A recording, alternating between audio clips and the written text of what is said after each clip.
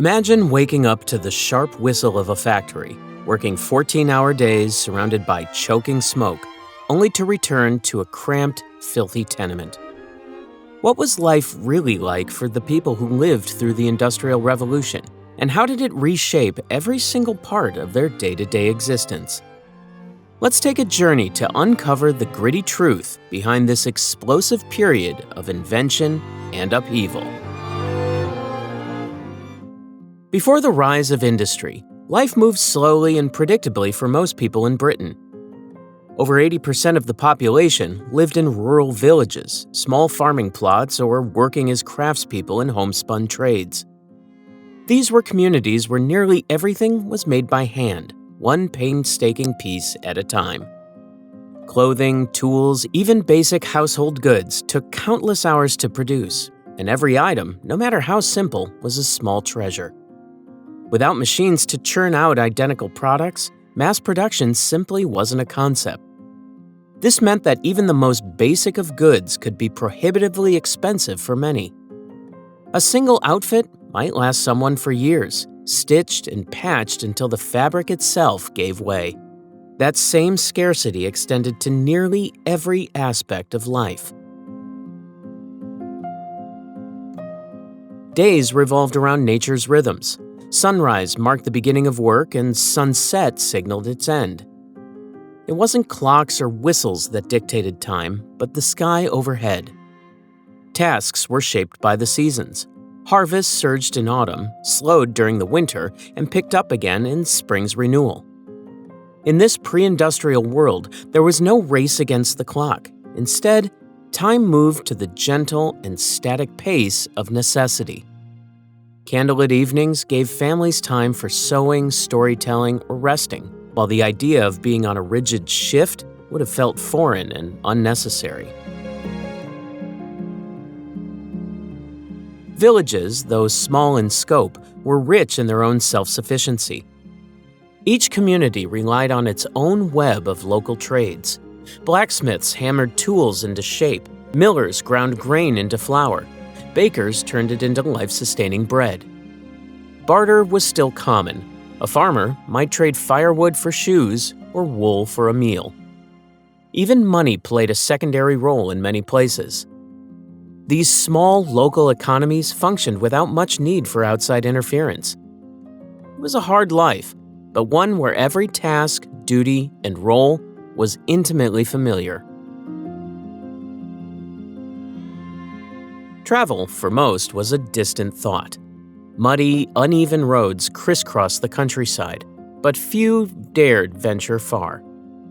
For the majority, the few miles encircling their home represented the entire world, where they were born, where they labored, and where they eventually died. Journeys were more like adventures, rare and impractical unless absolutely necessary. Visiting a neighboring village could mean hours slogging through soaking ruts or crossing unpredictable terrain. In winter, snow or ice often made certain paths vanish completely. The rigid social framework of the time added another anchor to this picturesque yet restrictive rural life. Most people knew exactly where they stood within a hierarchy of lords, tenants, craftsmen, and laborers. These relationships were as old as the land itself, with customs tying generations to familiar patterns of duties and entitlements. A farmer knew his landlord as a real living figure, a man who attended village fairs or settled disputes. Obligations like tithes or rents were deeply ingrained, repeated like clockwork from one season to the next. Stability came at the cost of mobility, both geographically and socially. Education was often a luxury unavailable to most. Children quickly became part of the family workforce, helping herd animals, plow fields, or assist their mothers within the home.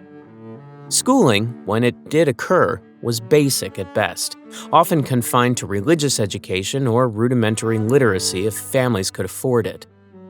Books were rare, costly, and treated with near sacred care. Literacy rates were low, and for many, the ability to read or write was irrelevant to their daily routine. For communication, the fastest possible method before the 18th century was a galloping horse carrying a message. News circulated at a pace more suited to nature. A piece of national information might take days, weeks, or more to reach an average household. This slow trickle of knowledge reinforced the local focus of communities, cocooning them in what felt like a timeless bubble. But this world was on borrowed time. Beneath the deliberate rhythm of rural life, forces were quietly gathering. Change wasn't going to seep in gradually. It was going to burst forth with steam and sparks, dragging villages, cities, and entire nations into an unrelenting tide of transformation. A world that had revolved around hand-spun goods, candlelit nights, and horse-drawn messages was about to be torn apart, reshaped by new powers that no one could have fully predicted. In the mid-18th century, the world saw a shift in power, literally. For centuries, wood had been the go-to fuel, burned in homes, forges, and bakeries. But wood had its limits. It was slow-burning, inefficient, and forests were being depleted at an alarming rate. Enter coal, a fuel with far greater energy potential, one that seemed almost endless beneath Britain's soil. It wasn't just a resource, it was a revolution. Coal burned hotter and longer, transforming industries and reshaping energy consumption forever. It heated homes, fired kilns, and crucially, became the backbone of steam power. The shift began underground. Mining coal wasn't for the faint-hearted. Miners worked in cramped, pitch-black tunnels with only flickering lamps to light their way. Entire families often spent days at a time in these mines, hauling rocks and breathing in toxic dust. Accidents were common. Methane explosions, cave-ins, and flooding took countless lives. And ironically, early steam engines were designed to pump water out of these dangerous flooded coal mines, allowing for even deeper digging. Machines mined the very substance that fueled them. It wasn't until James Watt entered the picture that the potential of steam was truly unleashed. In the 1760s, Watt developed a vastly improved steam engine that revolutionized the way power could be applied. His engine used far less coal than earlier models, making it more practical and scalable. Previously, factories had clung to riversides, relying on flowing water to turn their gears. Watt's invention severed that tie, freeing industry to expand anywhere coal could be delivered. Factories quickly became fixtures of towns, spreading far from rivers where nature had once dictated their locations. Watt's design was so significant that today, every light bulb or power drill you use is measured in his honor, the Watt. But even as Watt was perfecting his engine, other inventors were racing to harness the momentum of change. Richard Arkwright's spinning frame transformed textile production, using water or steam power to spin yarn more efficiently than human hands ever could. John Kay and James Hargreaves added their own innovations with the flying shuttle and spinning jenny, machines that allowed one worker to produce the work of several. Together, these inventions laid the groundwork for mechanized manufacturing, opening the floodgates to large-scale factory production. For the first time, humans weren't bound by the limits of their strength or skill. Machines took over tasks that had once required endless hours of manual labor. Steam didn't stop at factory doors, though.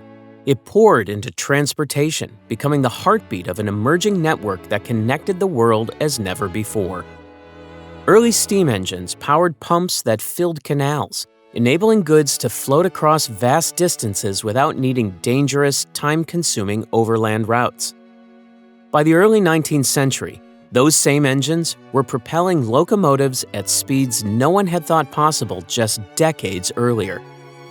The railways grew rapidly, becoming veins of commerce and signaling the dawn of modern transportation.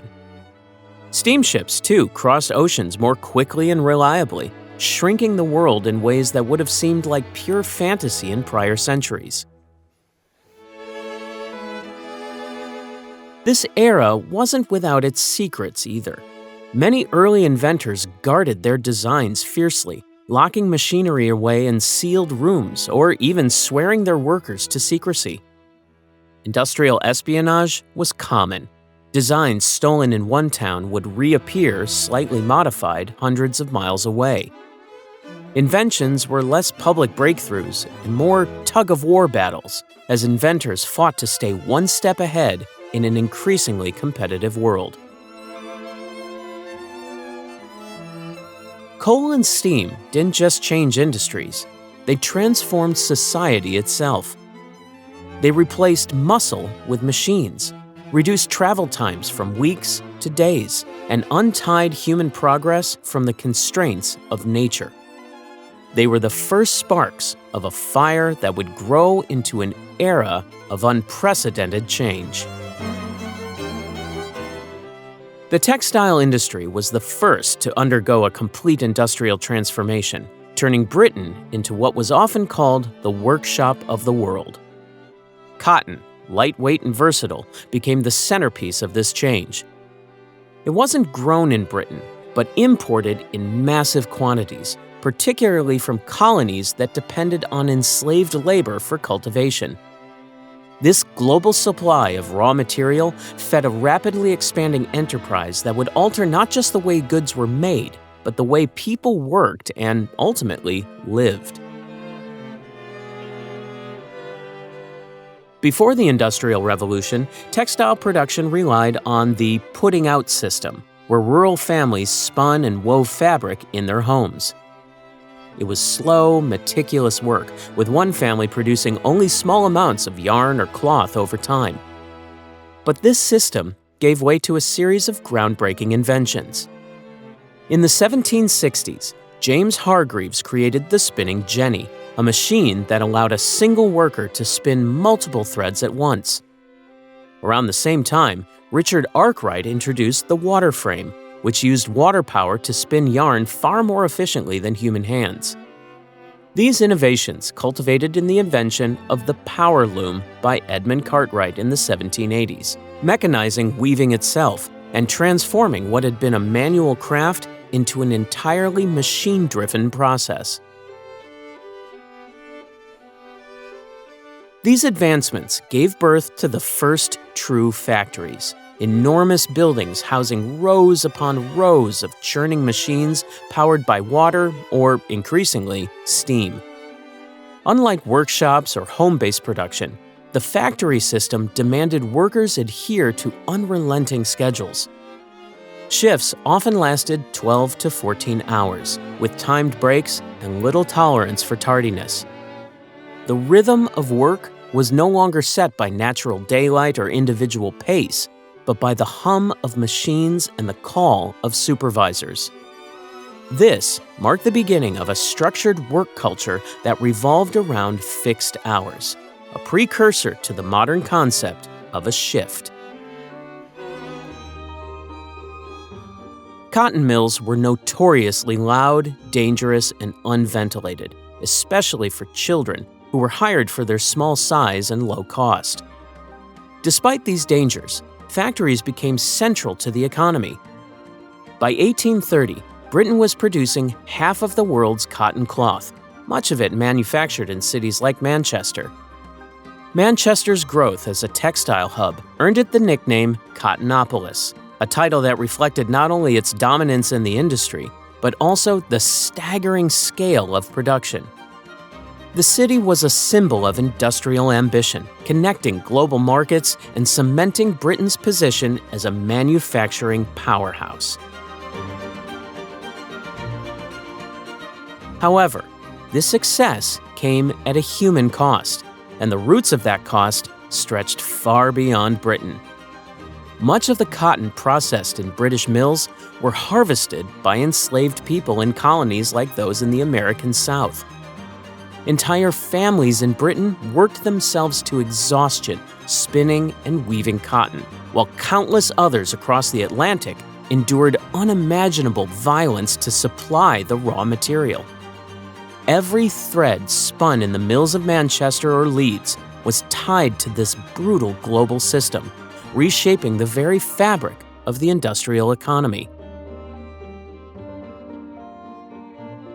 While textiles propelled Britain into new realms of productivity, they also showcased the inequalities sewn into the Industrial Revolution itself. The innovations that drove the industry forward came on the backs of those who had the least power: children, women, and the enslaved. Yet, those same innovations also set the stage for a world where machines took center stage, leaving the era of slow, home-based production in the dust. The Industrial Revolution was not only powered by steam and coal, but also built with iron and steel. These metals became the cornerstones of machines, railways, bridges, and ships. The ability to mass-produce iron was a breakthrough that shaped infrastructure and transformed industrial production on a massive scale. A pivotal development came from Abraham Darby in the early 18th century. He introduced coke-based blast furnaces, which used coke rather than charcoal to smelt iron. This innovation made the process more efficient and cheaper, allowing iron production to grow exponentially. Suddenly, what had once been an expensive or limited resource was available in quantities large enough to fuel a new age of industrial ambition. This leap didn't just stop with iron. In the 1780s, Henry Cort refined the metal further with the puddling process, a technique that eliminated impurities in pig iron. What emerged was wrought iron, stronger, more malleable, and ideal for products that demanded both flexibility and durability. By the mid-19th century, steel started to eclipse even this. Innovations like Henry Bessemer's steel converter in the 1850s turned molten iron into steel more efficiently than ever before. Steel was lighter, sturdier, and less brittle than traditional iron, making it ideal for rail lines, building frameworks, and machinery on an unprecedented scale. Industrial cities became the beating hearts of this metal revolution. Sheffield, already known for its cutlery, became a hub of steel production, churning out everything from surgical instruments to heavy machinery. Meanwhile, Birmingham, often called the workshop of the world, specialized in producing an array of metal goods, from cannon barrels to buttons. These cities weren't just producing iron and steel, they were forging Britain's dominance in global manufacturing. Railways alone required enormous quantities of iron. Every mile of track demanded thousands of bolts, wooden sleepers, and steel rails. The sheer scale of production boggles the mind. 1 mile of mid-19th century railway needed over 3,000 tons of raw materials, much of it iron. For an era without modern excavation equipment or logistics networks, this was a monumental feat. One of the most striking early examples of what iron could do came in 1779 with the completion of the Iron Bridge in Shropshire. As the first major structure of its kind, it stood not just as a practical crossing, but as a symbol of triumph over the limitations of traditional materials like wood or stone. Its graceful arches demonstrated the structural possibilities of iron and inspired future builders to push the boundaries in architecture and engineering. The rise of iron and steel wasn't confined to individual cities. It reshaped entire regions. South Wales and later Teesside became centers for massive steelworks. These industrial sites weren't just factories, they were entire communities. Workers lived in nearby housing provided by companies, shopped at company stores, and worked under the strict oversight of factory managers. Some companies even maintained private police forces to enforce order among their employees. These industrial towns were a direct product of the staggering demand for metals, as they grew at the same furious pace as the industries they served. As iron and steel innovation surged, so too did Britain's reach. Ships built from strong, corrosion-resistant steel traveled farther and faster, connecting colonies and expanding trade routes. Telegraph cables, essential for communication across the British Empire, relied on steel to protect the delicate wires as they snaked across ocean floors. Even warfare changed, with steel-clad ships and iron cannons giving Britain a technological edge on the global stage. The very tools and infrastructure of empire, from railways in India to bridges in Africa, were constructed from these industrial metals. Steel and iron didn't just fuel inventions. They created a new kind of world, one connected by railways, defended by warships, and inextricably linked by the hum of rapid industrial progress. Industrial Britain redefined the possibilities of what humans could build, and, in doing so, left its mark on every corner of the globe, both physically and politically. Before the Industrial Revolution transformed cities, a quieter revolution took place in the countryside. This was the Enclosure movement, a process that would upend rural life and reshape the economy in England. For centuries, the countryside operated under a shared system, common land. Villagers grazed animals on shared pastures, grew crops in open fields, and utilized communal woodlands for firewood or foraging. The communal nature of this system preserved not just livelihoods, but also a strong sense of community. This way of life, centuries old, began to disappear as wealthy landowners consolidated common land under their private ownership.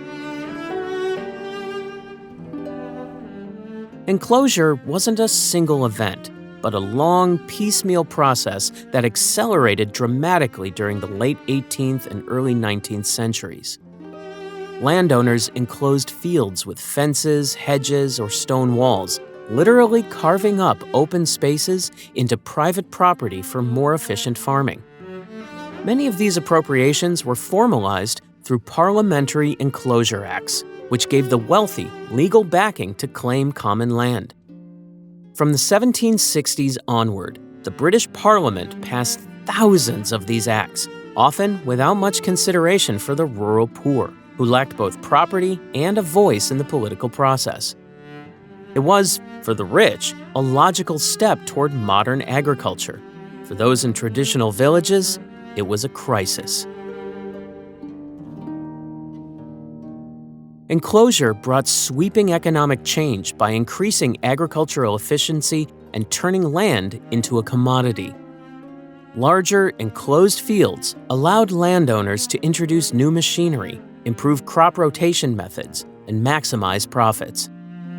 Outputs soared, feeding the growing urban population. But progress came at a heavy cost. Farmers who had once worked their own small plots or utilized common grazing land lost access. Their livelihoods vanished along with the open fields. In the eyes of many, enclosure wasn't just about hedges and fences. It erased a way of life and fragmented communities. With common rights revoked, traditions like gleaning, where the poor collected leftover grain after harvest, disappeared overnight. Families evicted from communal land flooded into towns and industrial cities in search of work. This displacement helped turn the rural poor into a new industrial workforce. The very people once tied to village life became the hands and backs that powered Britain's factories. A social order that had been tied to the land for centuries was uprooted, forming the beginnings of what we recognize today as a working-class population. The phrase, "the rural poor became the urban proletariat," captures the seismic shift. The once familiar village hierarchies of landlords, tenants, and laborers were replaced by the impersonal structures of industrial capitalism. Resistance to enclosure was not uncommon. Some villagers organized acts of defiance, tearing down fences and hedges under the cover of night in what became known as hedge wars. These small, often desperate rebellions reflected the deep resentment of those left behind by the movement. But such uprisings rarely succeeded. By 1850, over 7 million acres of common land, nearly 1/3 of Britain's farmland, had been enclosed. This marked one of the largest forced redistributions of land in European history, altering not just the physical landscape, but the very fabric of rural society. While enclosure is often seen as an agricultural reform, it was equally a social revolution. Beyond shifting land ownership, it concentrated wealth in the hands of a few, created pockets of surplus labor for industrial cities, and cemented the concept of private property as the dominant norm. The phrase, "the rich man's fence is the poor man's prison," captured the bitterness felt across the countryside, where once open horizons were now marked by boundaries and barriers. What was framed as progress cut deeply into the roots of rural tradition and community life, leaving a legacy that shaped Britain's transformation from agrarian to industrial society. By the mid-19th century, Britain's cities were swelling at a pace that few could have imagined just decades earlier. The Industrial Revolution triggered a massive migration from rural villages to urban centers teeming with factories and workshops. By 1850, for the first time, more than half of Britain's population lived in cities. Manchester, Birmingham, and Glasgow, among others, exploded in size, often doubling or even tripling their populations in just a few decades. This rapid urbanization brought unprecedented challenges, as these cities were built primarily to serve industry, not the people who flooded their streets. Housing became a race against demand. Hastily constructed tenements went up row after row, often packed so tightly that sunlight never touched some streets. Builders focused on quantity over quality, leading to overcrowded conditions that were barely livable. Entire families were crammed into single-room apartments that lacked adequate ventilation or plumbing. Sanitation was almost non-existent in these areas, with many households sharing a single outdoor privy. Waste often overflowed into courtyards or alleyways, contaminating the water that people relied on for drinking, cooking, and cleaning. Disease followed soon after, spreading rapidly through dense and unsanitary neighborhoods. The air itself was another constant threat. As factories burned coal day and night, their chimneys belched thick black smoke that blanketed entire cities. Cities of smoke became more than just a phrase. It was a reality that enveloped both the architecture and the people. Buildings grew grimy with soot, laundry turned gray before it dried, and lungs bore the brunt of the pollution. Workers who labored in factories returned to homes still surrounded by that same oppressive haze, as if there were no escape from the industrial world by day or night. Water, essential for life, became its own hazard in industrial cities. Rivers that once flowed clear now ran black with industrial waste and human sewage. In many cases, water for household use, including drinking, was drawn from the same rivers or wells that had been contaminated by nearby factories or overflowing privies.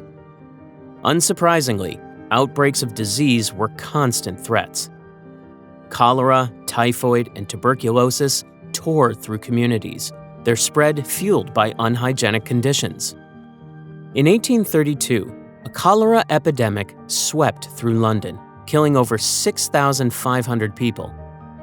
Yet, it wasn't until 1854 when Dr. John Snow famously traced another cholera outbreak to a contaminated water pump that the link between water quality and disease began to be understood. His work marked the early days of public health science, though significant reforms were still far off. Despite its hardships, urban life did offer new opportunities that drew people in. Cities provided a freedom from the rigid social structures of rural England. Workers found anonymity in the crowded streets and began to experience the first glimpses of a wage economy where their labor earned cash rather than barter. Urban centers also became hubs of culture and entertainment, offering pubs, theaters, music halls, and eventually newspapers. Still, these freedoms were tempered by the harsh realities of poverty, isolation, and rising crime. For many, the promise of the city quickly gave way to its darker truths. Even small indignities illustrated the struggles of life in these industrial centers. For instance, in some cities, workers were forced to pay for access to public toilets. Those who couldn't spare the fee used alleyways instead, compounding already dire sanitary conditions. In this way, the industrial city was both a place of opportunity and a crucible of suffering. It stripped away many of the comforts and rhythms of pre-industrial life in its pursuit of unprecedented productivity and size. Urbanization didn't just reshape where people lived, it fundamentally redefined how they lived. It brought new social dynamics, new challenges, and new systems for navigating life in a world increasingly driven by machines and profit. The modern city, with all its innovation, inequality, resilience, and unrest, found its roots here in the smoke-filled streets of Manchester, Birmingham, Glasgow, and beyond. Factory life meant clocking in to a reality that was entirely new to those who had grown up working the land. Time itself became a rigid, mechanical force. The sun no longer dictated when work started or ended. Instead, the factory bell ruled over every minute of the day. Workers were expected to be on the shop floor precisely when their shift began, with no exceptions. Arriving late, even by a matter of minutes, often meant docked wages or outright dismissal. Clocks, once rare in daily life, became tools of discipline used to micromanage every moment. In this environment, time felt less like a natural rhythm and more like something that pressed down on every second of a worker's life. Inside the factory, the machines dictated every move. Unlike the slow, seasonal pace of agricultural life, there were no natural pauses in this world. The machinery kept running, unyielding and unforgiving, setting a pace far faster than most humans were used to. Breaks, when they came, were short and strictly scheduled. The grind wasn't just physical, it was psychological. Time no longer felt like it belonged to the workers, but to the machines and the factory owners who controlled them. Factory rules enforce strict discipline on the shop floor. Talking or even making eye contact could result in fines. Overseers or overlookers patrolled constantly to maintain order. Children, who made up a large part of the workforce, were seen as easier to control and more likely to endure harsh treatment without protest. Their small hands served the machinery, but their silence served the system. In many factories, the atmosphere was one of constant tension. The system valued obedience far above skill, as unskilled laborers were cheap to train and easy to replace. This made many workers feel dehumanized, seeing themselves as nothing more than interchangeable cogs in a much larger machine. Supervisors and factory owners viewed workers through this same lens. For them, discipline was efficiency, and efficiency meant profit. Factory schedules didn't end when the sun went down. Machines needed to keep running, so many factories operated on relay shifts. Workers rotated day and night, handing off the machinery to the next shift without ever letting it stop. These relentless schedules left many laborers exhausted, barely able to return home, eat, and sleep before returning for their next shift.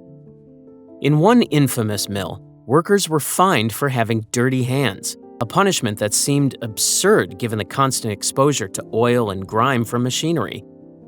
It was a reminder that in this environment, perfection was demanded, even when it was impossible.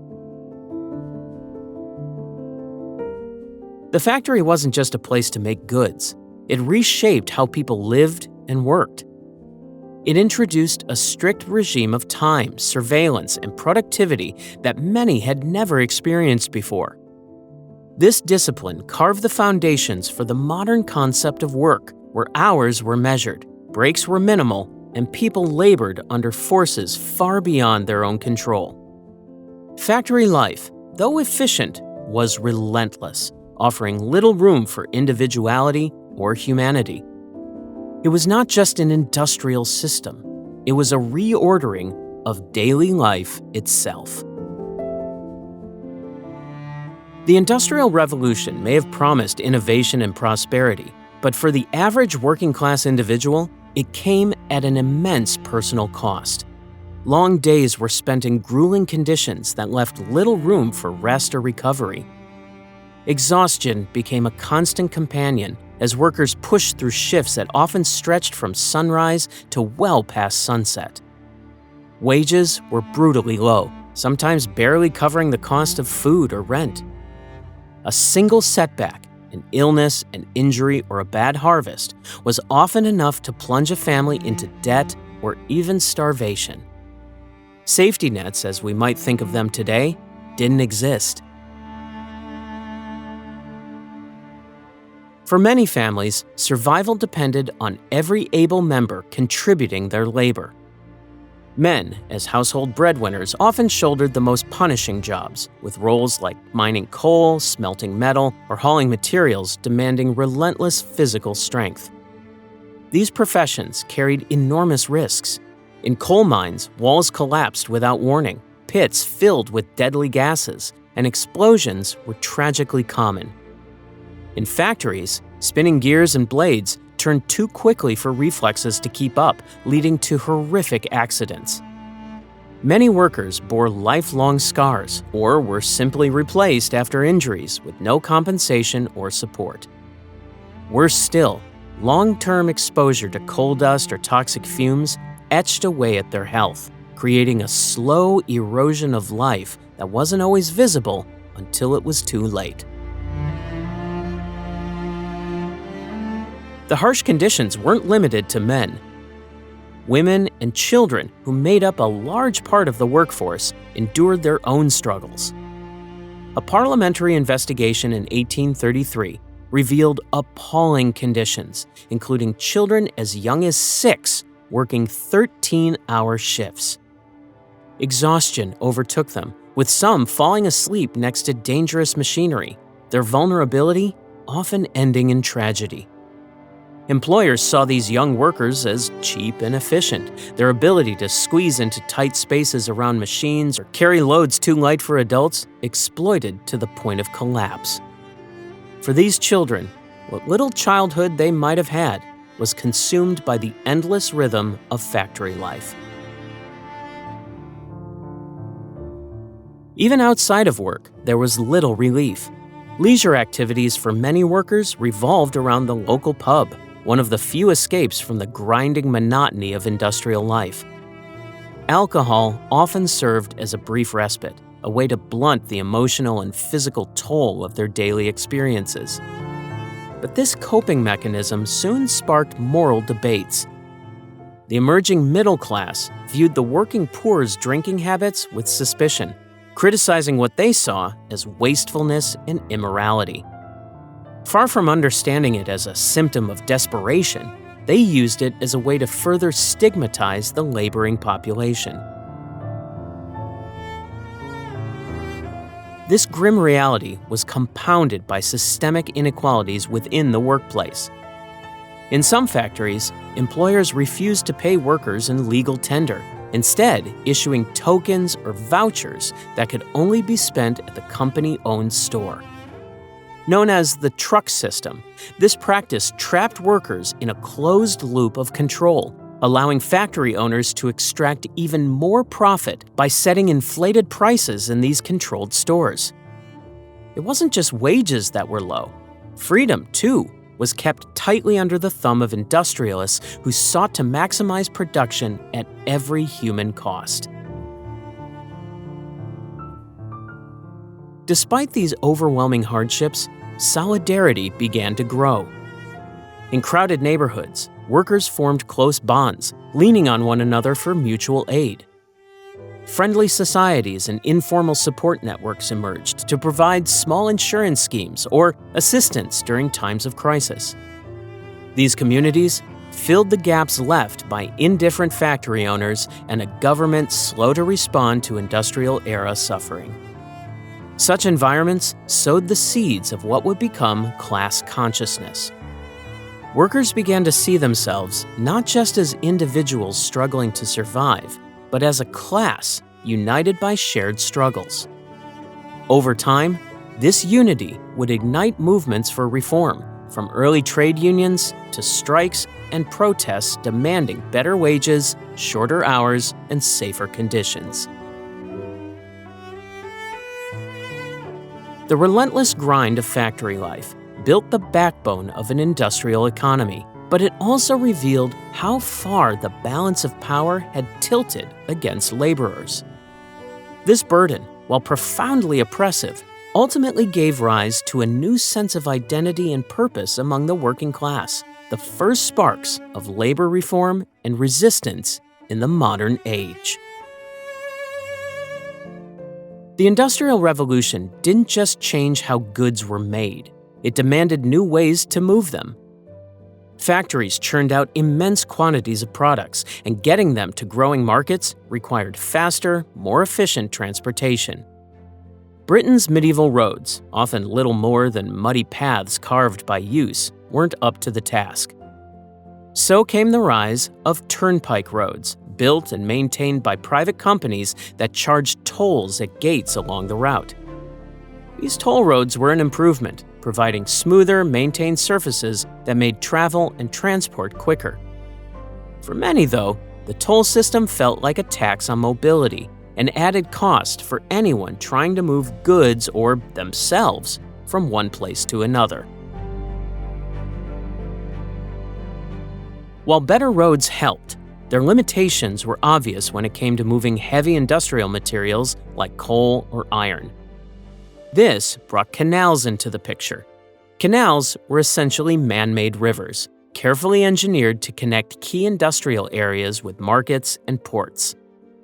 They could handle far heavier loads than carts on roads, and goods transported by water moved smoother and at a fraction of the cost.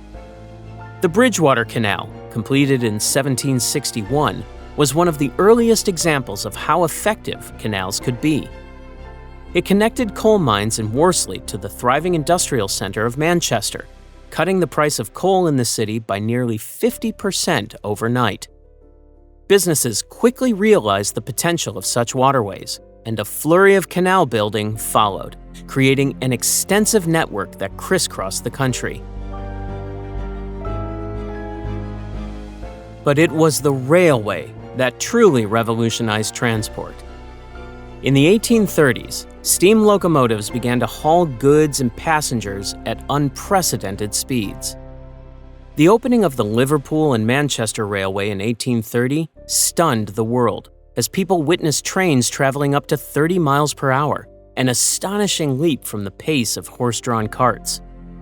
More than a marvel, this railway marked the beginning of commercial rail travel, And it was soon clear that steam engines could move far more goods faster and cheaper than any canal or road ever could.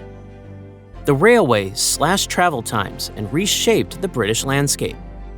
Towns previously isolated from commerce became bustling hubs. Rural areas were suddenly connected to growing industrial cities and overseas markets, weaving Britain into a more integrated economic system. The expansion of the railway industry was a monumental achievement, but it came at enormous labor demand. Thousands of workers, known as navvies, dug tracks, built tunnels, and laid rails through hills, fields, and valleys. Many of these navvies were Irish laborers or displaced rural workers, enduring grueling conditions for low wages. Their efforts resulted in a truly staggering network of tracks. By 1850, Britain had more than 6,000 miles of railway connecting cities, industrial centers, and ports. Steam engines, like George Stephenson's pioneering the rocket, became icons of progress. Designed for speed and power, the rocket won the Rainhill Trials in 1829, achieving a top speed of 29 miles per hour, marking a critical moment in locomotive history. For the public, trains brought both excitement and fear.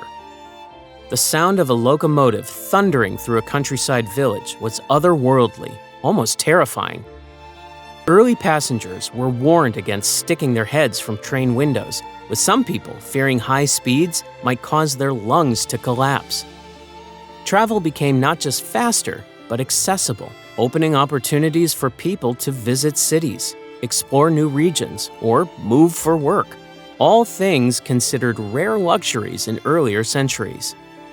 But for industry, the railway meant something even more vital: unlimited movement of goods, efficiently and relentlessly fueling the ever-hungry industrial economy. By linking factories, markets, ports, and people, transport revolutionized not just where goods went, but how fast industry itself could grow. Roads and canals laid the foundation, but the railway became the steel backbone of Britain's dominance in the industrial age. The Industrial Revolution wasn't just a mechanical transformation. It turned the structure of society on its head. In the previous centuries, your place in the world was largely determined by hereditary rank: nobles, clergy, peasants. But as factories sprang up and cities expanded, entirely new classes emerged. Wealthy industrialists and factory owners, often called capitalists, rose to power with fortunes built on machines and labor. They built grand homes far from the noise and smog of the city, claiming their status as the new aristocracy of wealth. Meanwhile, a growing urban working class, bound to cramped tenements and long factory hours, found itself at the opposite end of a widening gap. For the middle class, life looked very different. A fresh category of clerks, merchants, managers, and professionals carved out a space between the extremes of poverty and privilege. They were educated, literate, and awfully deeply concerned with appearances. Respectability mattered. Owning a piano or hosting evening teas became ways to showcase civility and refinement, markers of a lifestyle that set them apart. Their homes reflected this: tidy, private spaces centering on the nuclear family, with a husband earning wages, a wife maintaining the home, and children raised under the watchful eye of discipline and moral strictness. Yet this idyllic image didn't reach working-class households. For laboring families, survival meant everyone worked, and that included women and children. While men survived grueling physical jobs in mines or ironworks, women filled factory floors or took up domestic work in wealthier homes.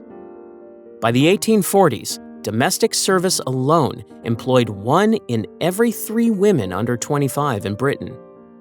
Despite how critical their wages were to family survival, their contributions were labeled secondary. Women were seen as supplemental earners, not primary providers, leading to their wages being lower than men's for the same grueling work. Gender roles grew sharper as industrial life advanced. For middle-class women, the expectation was clear: embody moral virtue, safeguard the family's reputation, and raise children. Ideals neatly summarized in the phrase, angel in the house. Yet, in working-class homes, women didn't have the luxury of idealized domesticity. They worked, cared for children, and balanced household duties, navigating a daily grind that blurred all notions of leisure or personal advancement. Factory jobs, often described as employment for the nimble, exploited both their size and endurance without offering upward mobility. As discussed earlier, children became part of the factory system early in life. Families depended on every member's earnings just to survive. Children were often assigned small, hazardous tasks in factories from an early age. Even as the working poor lived these harsh realities, the new middle class prided itself on decorum and culture. Calling cards, corsets, and even dance lessons became essential symbols of refinement. The difference was stark. A middle-class girl might practice her piano scales in a parlor, while a working-class girl of the same age would likely already be clocking hours in a textile mill. The concentration of wealth and poverty, side by side, highlighted inequalities sharper than ever before. Factory owners flaunted their success, living on estates just outside the chaos of industrial towns, while their workers slogged through soot-filled streets. Progress had never made divisions this visible. The Industrial Revolution rewove the threads of social roles, class relations, and family expectations in ways that would ripple for generations. Yet, while it created a middle class obsessed with its own respectability, it also built the foundation for future challenges to the social structure it had birthed. The new roles that emerged out of necessity were already starting to show the tensions of a changing world. Britain's industrial rise wasn't contained within its own borders. It reached into the farthest corners of the globe, building an empire not just to rule, but to feed its insatiable hunger for resources.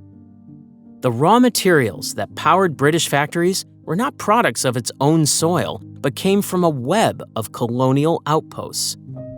Cotton shipped from plantations in India and the American South fueled the nation's booming textile mills. Caribbean sugar sweetened British tables as well as profits, while Southeast Asia's rubber and China's tea made their way into every facet of industry and daily life. From raw materials to untouched markets, Britain's empire served as both a well-stocked warehouse and a captive customer base. The cornerstone of this imperial system was exploitation. Many colonies were coerced into monocrop economies tailored strictly to Britain's needs. Local communities that had once grown a variety of crops were forced to specialize, whether it was in cotton, sugar, or another export, degrading their food security and making them heavily reliant on British imports. It wasn't a coincidence, it was a calculated strategy. The colonies became economic gears in a larger machine, producing resources for Britain while simultaneously consuming the goods manufactured for them at prices deliberately skewed in favor of the mother country. The industrialists' gain was built upon this imbalance. Although the transatlantic slave trade was officially abolished in 1807, its shadow loomed large over the industrial economy. Cotton, one of Britain's most profitable industries, still arrived largely from the slave-powered plantations of the American South. The The exploitation didn't end with emancipation. Systems of coerced labor and extractive industries continued to pump colonial wealth into British hands. Industrialists and merchants profited handsomely while the cost was borne thousands of miles away in the form of famine, land dispossession, and grueling labor conditions for the colonized. These global inequalities made Britain's rapid industrial progress possible, though such stories were rarely told in glowing accounts of innovation and advancement. Even fascinating details of the age reveal this dependence. The bright red dye used in British Army uniforms came not from any local source, but from cochineal insects harvested from colonies in Spanish territories. Britain's own colonies, for all their wealth and resources, couldn't provide this vital commodity, so it was imported and used as yet another symbol of global power. Perhaps even more striking, by 1850, Britain controlled over 40% of the world's cotton trade, despite the fact that it couldn't grow a single cotton plant on its own soil. Its empire made it possible to conquer this paradox, consolidating resources from the lands it dominated. However, the tools of industrial progress weren't limited to manufacturing. Railroads and steamships, celebrated as icons of modern ingenuity, also functioned as instruments of dominance. Railways carved paths deep into colonial territories, extracting resources with terrifying efficiency. Telegraph lines connected distant outposts, ensuring the swift flow of information and power between Britain and its imperial holdings.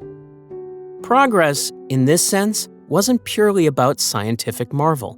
It embodied an infrastructure of control. Industrialization and empire were not just intertwined, they were inseparable. The rise of one bolstered the dominance of the other. Britain's extraordinary machines might have run on coal and steam, but without the resources drawn from across its empire, they would have ground to a halt. Behind the steel and smoke lay a vast human and ecological cost, borne by those far removed from the factories and cities at the heart of it all. The empire not only fed the machine, but kept it alive. The Industrial Revolution wasn't just a story of factories and machines. It marked the rise of an entirely new social class. The industrial middle class, or bourgeoisie, emerged as a distinct group made up of factory owners, entrepreneurs, merchants, and skilled professionals. Unlike the traditional aristocracy, whose wealth came from inherited land and titles, the middle class built their fortunes through their own efforts. They took risks, invested in new technologies, and opened untapped markets. For them, achievement meant progress, and wealth signified merit rather than birthright. This new class rejected the leisurely privilege of the aristocracy and instead embraced values like hard work, education, and discipline. These traits became their identity, with middle-class families often priding themselves on moral uprightness and respectability. Their homes reflected this sense of order and refinement, designed as sanctuaries away from the grime of industrial towns. Suburban neighborhoods grew as middle-class families moved out of crowded, polluted city centers. These homes, often surrounded by small gardens, included parlors, libraries, and dining rooms, a clear departure from the one-room tenements of the working class. Respectability wasn't just practiced, it was displayed. Clocks and pianos adorned their homes, not just out of utility, but as symbolic markers of their disciplined and cultured lives. Encyclopedias also became popular household items, representing their pursuit of knowledge and literacy, which was central to middle-class identity. Education offered pathways for prosperity, particularly as professions such as law, medicine, accounting, and civil engineering gained new prestige. These careers required training and expertise, offering a way for the middle class to separate themselves both from the industrial labor force and the aristocracy. This class also shaped new gender expectations. Middle-class households revolved around a clear separation of public and private life. Men participated in work and politics, while women were expected to stay within the domestic sphere. They were seen as the caretakers of morality and home life, often referred to as angels of the house. Their role extended beyond maintaining the household. They symbolized the family's respectability. In this era, a tidy home run by a virtuous wife became as much a mark of success as a growing business. While middle-class women were tasked with creating an air of refinement and stability, working-class women were tethered to a harsher reality of factory labor and household survival. The difference spoke volumes about class distinctions during the period.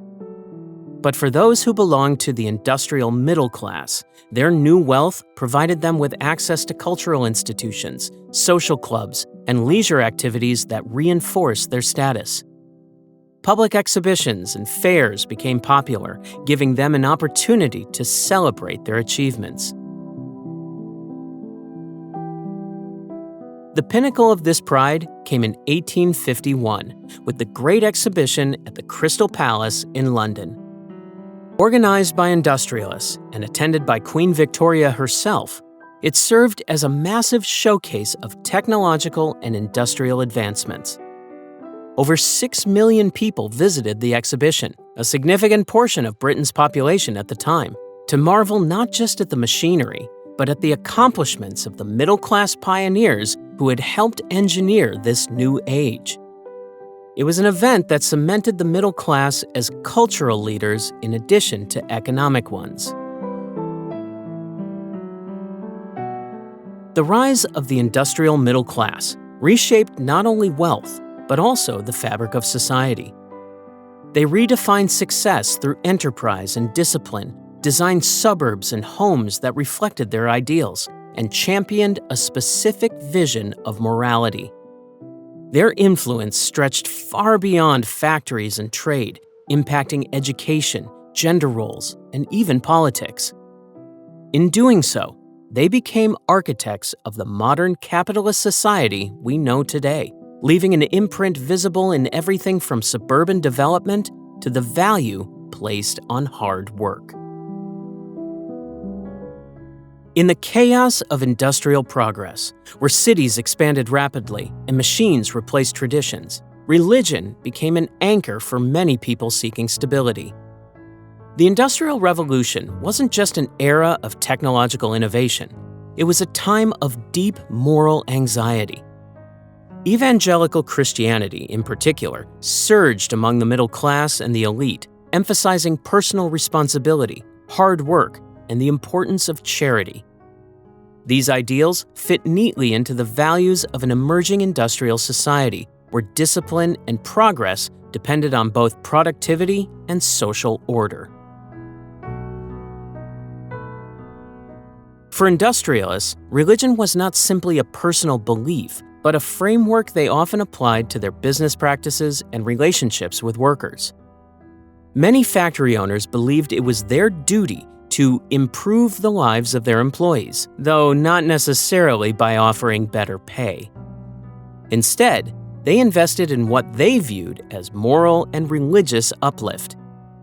This often took the form of model villages, temperance societies, and educational initiatives.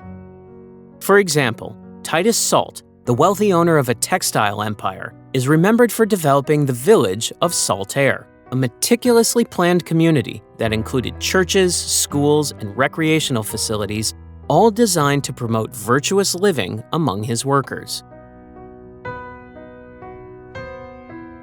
Philanthropy blossomed in this era, fueled as much by status as by humanity.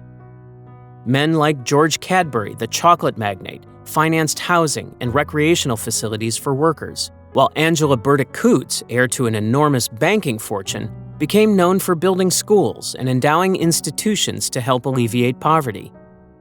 However, philanthropy was often guided by a mixture of generosity and fear. Many wealthy industrialists feared the unrest brewing in overcrowded, poorly managed cities. Alcoholism, crime, and the threat of worker rebellion weren't just personal concerns. They were seen as risks to the stability of the entire social order. Supporting Sunday schools or building temperance halls wasn't just charity, it was also preemptive.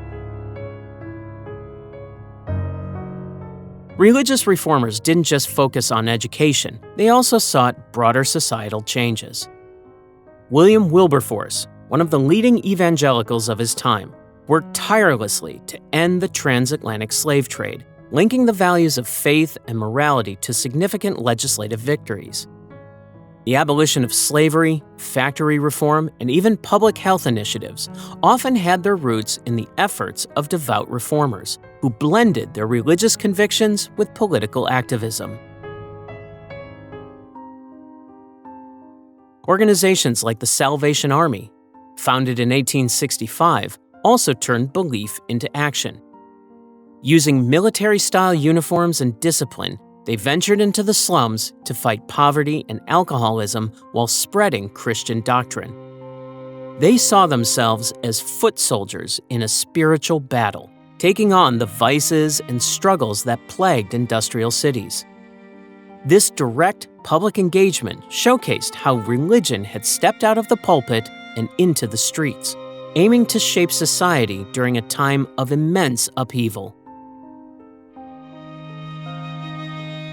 By the end of the Industrial Revolution's peak, it was clear that faith wasn't merely about personal salvation. It was a force that influenced education, housing, labor relations, and the dynamics of industrial life itself. For many, religion provided comfort and guidance, but it also acted as a tool wielded by the powerful to preserve order and promote their vision of moral progress. In cities filled with smoke and suffering, the influence of faith left an indelible mark on the era's social structure. The Industrial Revolution brought remarkable technological leaps, but it revealed a glaring problem. Modern industry required workers who were literate, numerate, and able to follow the strict discipline of factory routines. Early industrial Britain, however, had no national education system to prepare its workforce. For the working classes, schooling, if it happened at all, was patchwork. Many children learned the basics in charity schools, small local institutions funded by religious or philanthropic efforts. For others, Sunday schools, where Bible lessons doubled as their only exposure to reading or arithmetic, were the closest thing to formal education. But for most poor children, work took precedence over learning. The lack of education viewed through the lens of the state posed its own risks. On one hand, an illiterate population threatened industrial and military efficiency. Ignorance on a mass scale undermined the very structure of progress. On the other hand, there was an equally strong fear of educating the poor too much. The prevailing concern among elites was that providing knowledge, especially about philosophy, history, and politics, might lead to radicalism. After all, teaching working-class children to read could mean giving them access to ideas that questioned the status quo. Education in this period aimed to mold moral, obedient workers rather than encourage broad intellectual growth. Reformers in both Britain and beyond began to challenge this approach. In the United States, Horace Mann championed the idea that free, universal education was essential for the survival of a democratic society. In Britain, Robert Owen, a forward-thinking industrialist, experimented with model schools for the children of his factory workers. Owen's schools offered not only reading and arithmetic, but also lessons in practical skills and character development, reflecting his belief in education as a right rather than a privilege. Yet, despite these efforts, national reform advanced at a snail's pace. The first real legislative move came from the Factory Act of 1833, which limited child labor and required factory owners to provide basic schooling for child workers under the age of 13. However, enforcement was weak. Without a national education system, the burden fell on factory owners, many of whom saw little value in spending money on what they considered non-essential. Children were often taught by poorly trained teachers in hastily arranged classrooms, learning just enough to follow instructions on the factory floor, but not enough to climb beyond it. The educational divide between classes deepened during this era.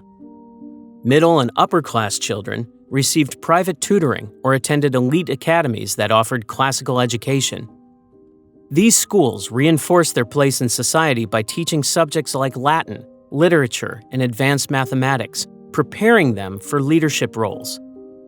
Meanwhile, workers' children might be taught how to read a clock, a skill not for their own intellectual benefit, but to ensure they arrive to work on time.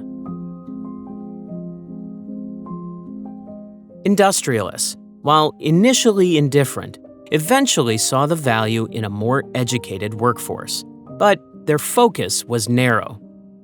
Schools supported by factory owners often prioritized what we might call practical literacy: reading, writing, arithmetic, and industrial discipline. Critical thinking or a broader liberal education had no place in this vision. The goal was clear: education served the factory, not personal enrichment. Still, the situation remained dire for most children. By 1851, only about 30% of children in England and Wales attended any form of school regularly, and many had to leave by age 10 to earn wages. The scarcity of formal schooling is even more striking when remembering that these same children worked upwards of 12-hour shifts in dangerous conditions. For the poor, literacy was a luxury, not a right. Education during the Industrial Revolution often seemed less like a tool for empowerment and more like a cog in the industrial machine. It sought to create obedient workers, instill moral discipline, and bolster loyalty to a rigid social hierarchy.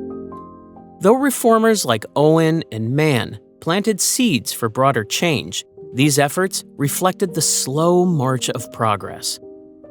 For most children, the lessons taught in cramped classrooms existed solely to prepare them for the relentless demands of the factory floor. The revolution outside the classroom had only begun. The Industrial Revolution promised advancement, but for many workers, it delivered punishing conditions and crushing inequality. For the people whose labors kept the factories running, frustration and anger turned into resistance. Workers were given no protections, no minimum wage, no regulation of hours, and no mechanisms to address grievances. Their lives were dictated by the factory bell, while employers viewed them as disposable. With no legal recourse and little hope for remedy, defiance often took radical forms: strikes, deliberate slowdowns, and even the smashing of the very machines fueling the industrial age. Among the earliest and most well-known movements of industrial resistance were the Luddites. Active between 1811 and 1816, these skilled textile workers had built their livelihoods on craftsmanship. They saw the new machinery, designed to automate weaving, as a direct threat, not just to jobs, but to the future of their trade. When factory owners chose profit over people, the Luddites fought back, raiding mills and smashing frames as a last-ditch effort to defend their way of life. But the government treated their resistance as treason. Soldiers were sent in to crush the rebellion. arrested Luddites faced transportation to penal colonies, lengthy prison sentences, or execution. What started as a cry of desperation led to brutal suppression, with the British government devoting more troops to fighting the Luddites than to its campaign against Napoleon in Spain at the time. Despite these harsh responses, unrest among industrial workers grew. By the mid-1800s, strikes became increasingly common as people began to organize more formally. Early trade unions, when they first emerged, were outlawed. Workers who dared to band together risked their livelihoods and even their freedom. The 1834 case of the Tolpuddle Martyrs underscored these dangers. 6 agricultural laborers were convicted and transported to Australia for the crime of forming a union. The incident sparked public outcry, mobilizing support for workers' rights. This moment planted the seeds for modern labor movements, showing the lengths to which workers would go and the solidarity they could inspire in the fight for justice. Still, resistance wasn't always organized. Small acts of defiance also shaped worker opposition to mechanization. The origins of the word sabotage are often traced back to French textile workers who reportedly threw their wooden shoes, or sabots, into factory machines to break them. Whether symbolic or practical, these actions reflected a deeper truth. Many workers saw industrial machines not as tools of progress, but as symbols of exploitation, taking livelihoods while demanding inhuman sacrifices. The struggle wasn't purely about wages. Workers resisted for reasons beyond money. Inhuman hours, unsafe conditions, and the loss of dignity drove people to protest. For them, the factory system treated humans as cogs in a machine, erasing individuality and crushing hope. Strikes and protests were how they reclaimed some semblance of power. Even when ruthlessly suppressed, these moments of defiance were not in vain. They highlighted the cracks in the industrial system and set the stage for later reforms, from legal unionization to improved workplace protections. The legacy of workers' resistance during the Industrial Revolution is profound. It demonstrated that collective action could challenge the unchecked power of factory owners and governments alike. Far from fading into obscurity, these struggles laid the foundation for the labor rights and protections we recognize today. Even amidst the towering machines and relentless production lines, workers made it clear they would not be silenced. As the Industrial Revolution gathered steam, cities swelled with workers, factories multiplied, and the air grew thick with change. With this rapid growth came new challenges, and the state responded by focusing on control. Managing the chaos of industrial society required a legal framework, not just to protect lives, but primarily to safeguard property and keep workers in line. The result was a system that heavily favored those at the top: factory workers, industrialists, and landlords. Workers, on the other hand, found themselves increasingly criminalized. At the heart of this system was the harshness of early 19th century law. Known as the Bloody Code, this set of criminal laws saw over 200 offenses punishable by death, including surprisingly minor crimes such as stealing a loaf of bread. For a poor family on the brink of starvation, theft might seem like survival, but the legal response was unyielding. Punishments were designed to be harsh, not only to reform the individual, but as a warning to others. While factory owners abusing and endangering their workers faced little oversight, workers committing even minor infractions risked prison or worse. The growing cities required more than just courts and laws, they needed enforcement. Before the Industrial Revolution, local watchmen handled policing, But the explosion of urban populations and rising unrest outpaced this informal approach.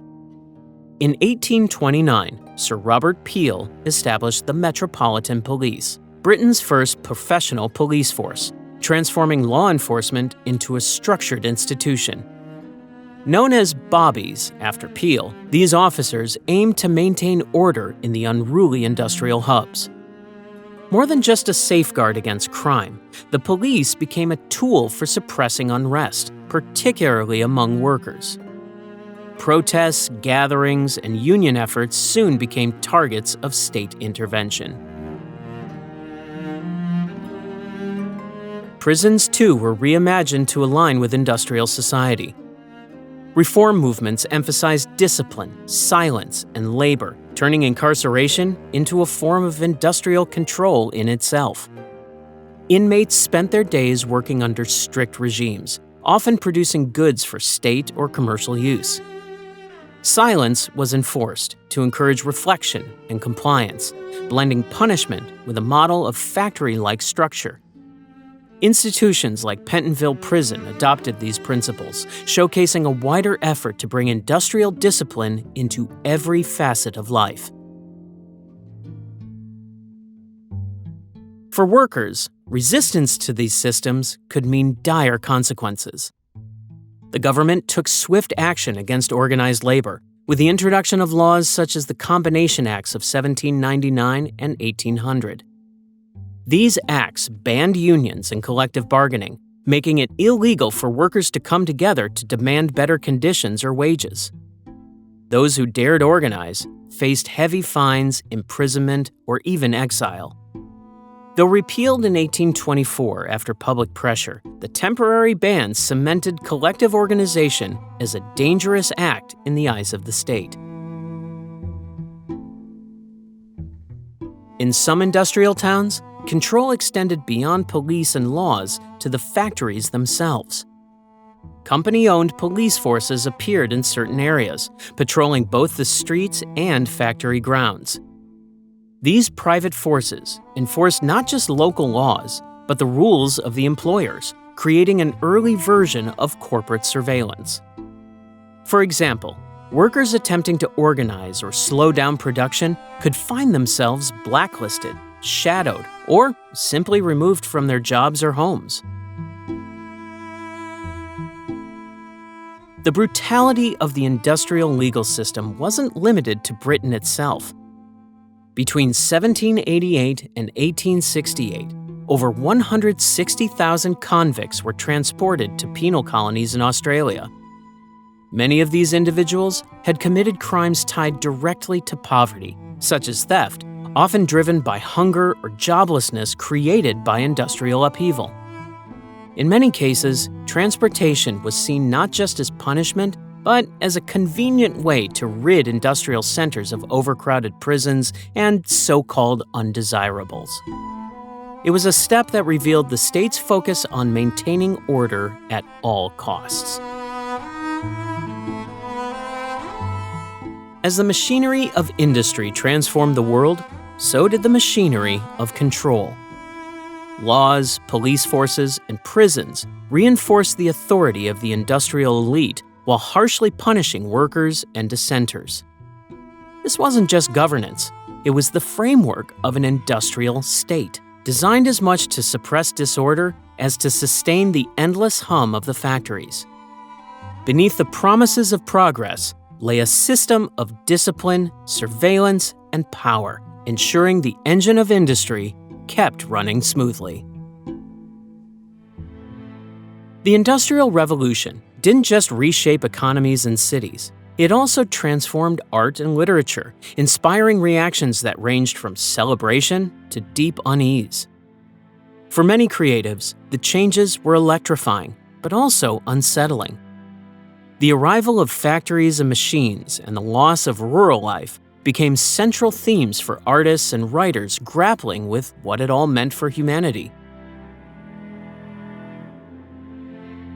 Romantic poets like William Blake and William Wordsworth were among the first to articulate anxieties about the new industrial age.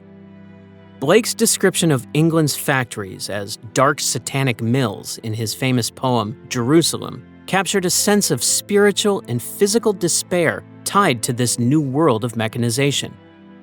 Wordsworth, on the other hand, mourned the destruction of nature itself. His poetry often focused on the beauty of the countryside, which he saw disappearing under the weight of industrial power.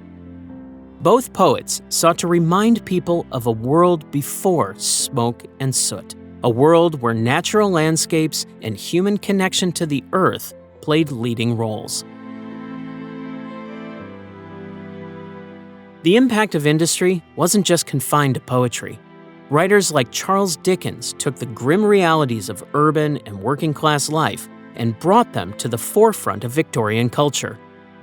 In works like Hard Times, Dickens painted a vivid picture of the grinding monotony and dehumanizing routines of industrial cities.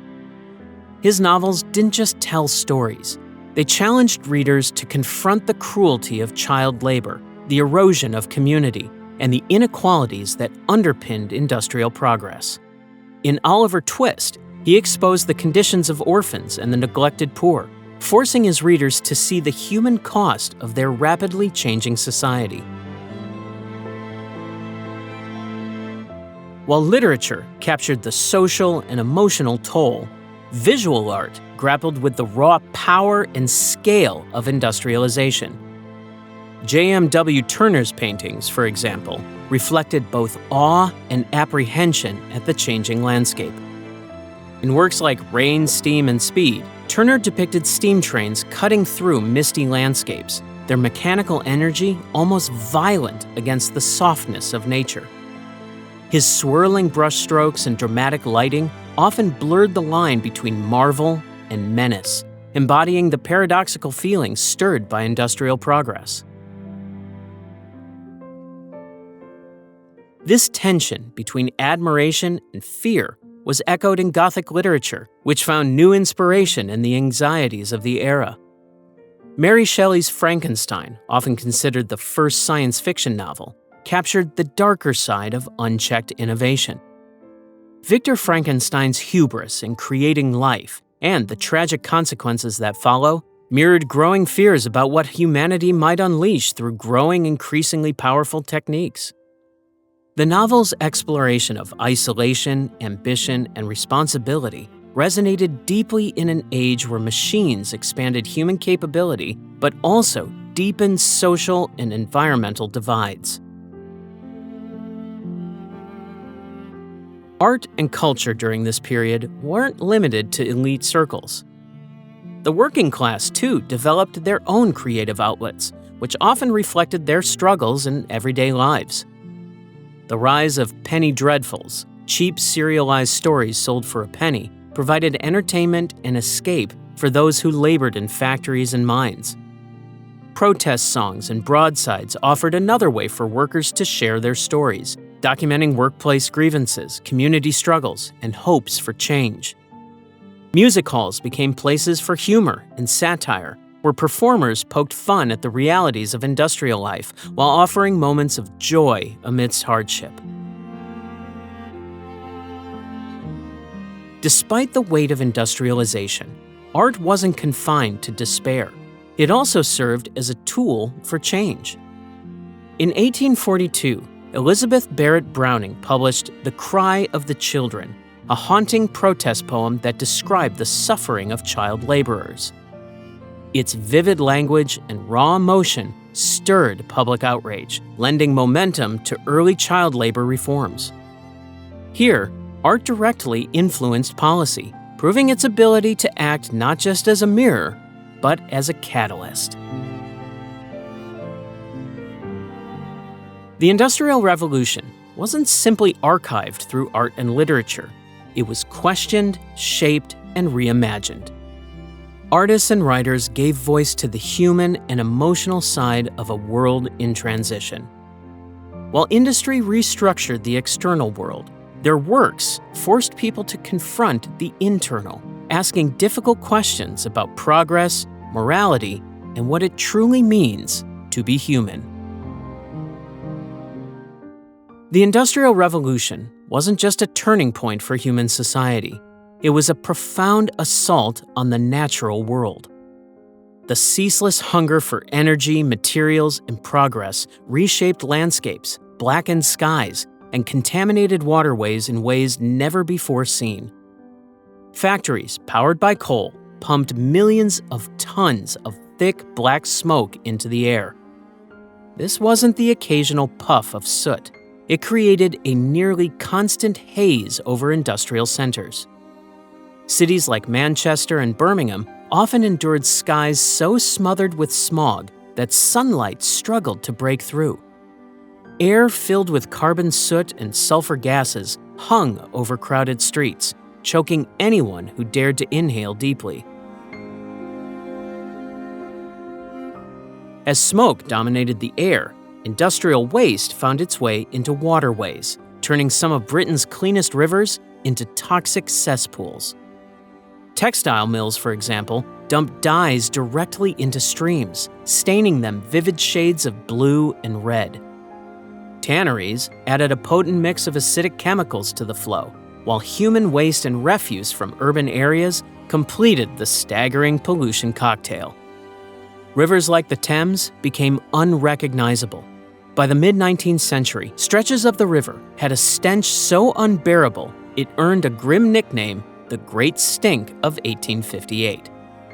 The smell became so overpowering during a hot summer that it forced the British Parliament, which met nearby, to suspend its sessions. This moment of crisis finally spurred action, pushing the construction of a modern sewer system for London.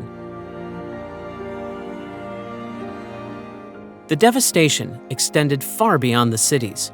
Rural landscapes were transformed to meet the demands of a growing industrial economy.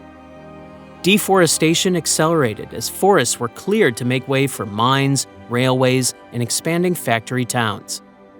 By the time mining operations reached areas like South Wales and the Midlands, the earth itself became scarred with jagged openings where coal and other minerals were extracted. These pits left long-lasting wounds in the countryside, marks of the race for resources driving industrial growth.